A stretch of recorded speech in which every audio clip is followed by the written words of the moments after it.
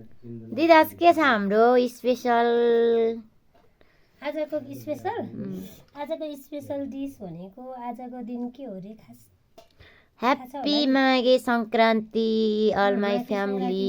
के पाल्छ त अनि तरुल अनि माछा मासु पनि छ अनि पछि हाम्रो दिदीले बनाएकोले यो पहिलो पटक है अनि 1 महिनापछि घर आएर हाम्रो लोकल आफ्नै घरमा फलेको आफ्नो बारीमा फलेको घरमा हैन आफ्नो बारीमा फलेको लोकल तरुल हैन आजको दिनमा चाहिँ तरुल खानुपर्छ रे। अनि लोकल फेरि के हो फापरको रोटी वाउ माई बेस्ट फापरको रोटी।